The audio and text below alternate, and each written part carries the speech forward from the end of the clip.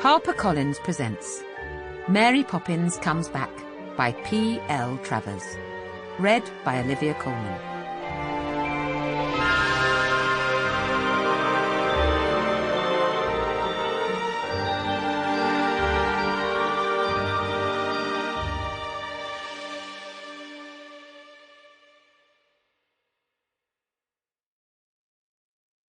Chapter 1. The Kite.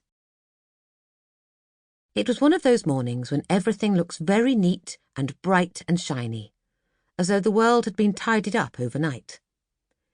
In Cherry Tree Lane, the houses blinked as their blinds went up, and the thin shadows of the cherry trees fell in dark stripes across the sunlight.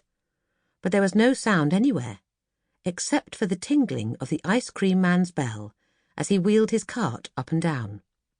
"Stop me and buy one," said the placard in front of the cart. And presently a sweep came round the corner of the lane and held up his black sweepy hand. The ice cream man went tingling up to him. "Penny one," said the sweep, and he stood leaning on his bundle of brushes as he licked out the ice cream with the tip of his tongue. When it was all gone, he gently wrapped the cone in his handkerchief and put it in his pocket. "Don't you eat cones?" asked the ice cream man, very surprised. "No, I collect 'em," said the sweep. And he picked up his brushes and went in through Admiral Boom's front gate, because there was no tradesman's entrance. The ice cream man wheeled his cart up the lane again and tingled, and the stripes of shadow and sunlight fell on him as he went. "Never knew it so quiet before," he murmured, gazing from right to left and looking out for customers. At that very moment, a loud voice sounded from number 17. The ice cream man cycled hurriedly up to the gate, hoping for an order. "I won't stand for it! I simply will not stand any more!" shouted Mr. Banks, striding angrily from the front door to the foot of the stairs and back again. "What is it?" said Mrs. Banks anxiously, hurrying out of the dining room. "And what is that you're kicking up and down the hall?" Mr. Banks lunged out with his foot, and something black flew halfway up the stairs. "My hat!" he said between his teeth. "My best bowler hat!" He ran up the stairs and kicked it down again. It spun for a moment on the tiles and fell at Mrs. Banks's feet. "Is there anything wrong with it?" said Mrs. Banks nervously, but to herself she wondered whether there was not something wrong with Mr. Banks. "Look and see!" he roared at her. Trembling, Mrs. Banks stooped and picked up the hat.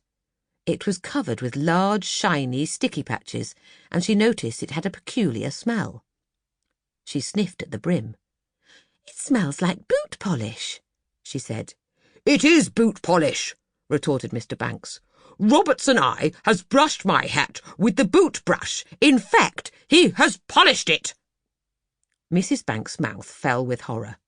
"I don't know what's come over this house," Mr. Banks went on. "Nothing ever goes right. Hasn't for ages. Shaving water too hot, breakfast coffee too cold, and now this!"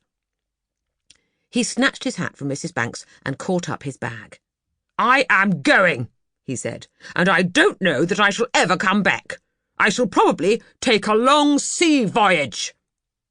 Then he clapped the hat on his head, banged the front door behind him, and went through the gate so quickly that he knocked over the ice cream man, who had been listening to the conversation with interest. "It's your own fault," said Mr. Banks crossly. "You've no right to be there." And he went striding off towards the city, his polished hat shining like a jewel in the sun. The ice cream man got up carefully, and, finding there were no bones broken, he sat down on the curb and made it up to himself by eating a large ice cream. "Oh dear," said Mrs. Banks as she heard the gate slam. "It is quite true. Nothing does go right nowadays. First one thing and then another. Ever since Mary Poppins left without a word of warning, everything has gone wrong." She sat down at the foot of the stairs and took out her handkerchief and cried into it.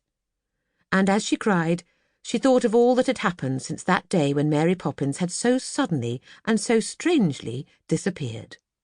"Here one night, gone the next. Most upsetting," said Mrs. Banks, gulping.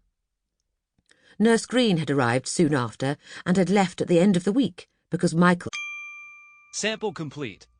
Ready to continue?